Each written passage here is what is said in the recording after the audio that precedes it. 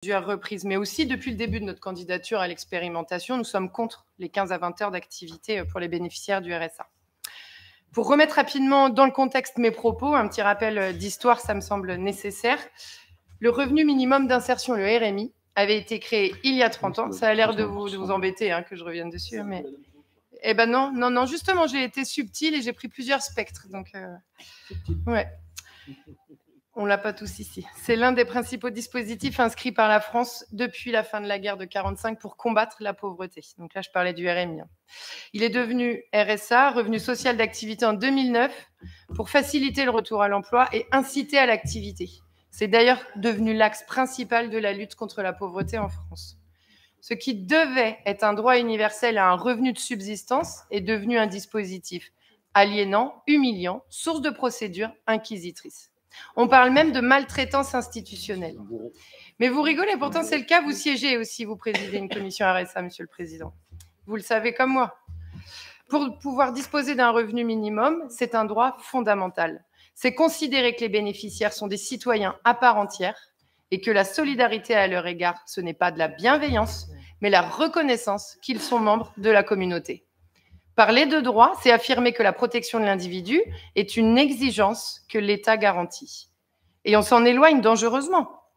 Alors non seulement on maintient les personnes sous le seuil de pauvreté, et ça je l'avais déjà évoqué dans ces termes dans cette assemblée, mais en plus la promesse de retour à l'emploi n'est pas tenue pour 2/3 des bénéficiaires. Et là, le RSA est encore plus conditionné, de plus en plus conditionné.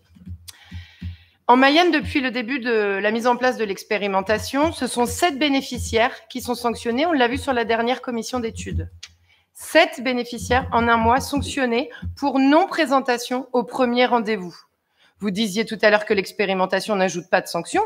Si, elle en ajoute. Ils ne sont pas rendus sans justificatif au premier rendez-vous. Ils se voient donc sanctionnés. D'ailleurs, on n'a pas de précision sur la nature de la sanction. Ces sanctions sont contre-productives et elles ont un effet pernicieux. C'est l'Observatoire français des conjonctures économiques qui le dit. Les sanctions aggravent les inégalités car les plus éloignés de l'emploi sombrent forcément de fait dans la grande précarité.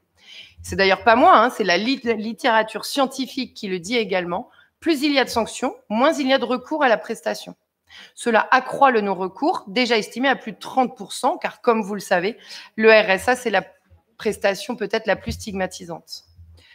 Vous connaissez notre position, mes arguments de tout à l'heure et ceux-là, à l'image aussi des inquiétudes, voire des rétropédalages de certains départements lauréats, d'ailleurs, sur cette expérimentation. Nous voterons contre, du coup, la mise en place de l'expérimentation en Mayenne et donc cette convention de subvention avec l'État. Les moyens pour faire le job, je l'ai dit ce matin, notre département les a. C'est encore là des choix politiques et il me semble que le rapport de la Chambre régionale des comptes, encore elle, nous donnait raison sur ce sujet. Merci. Merci, j'accède à votre demande de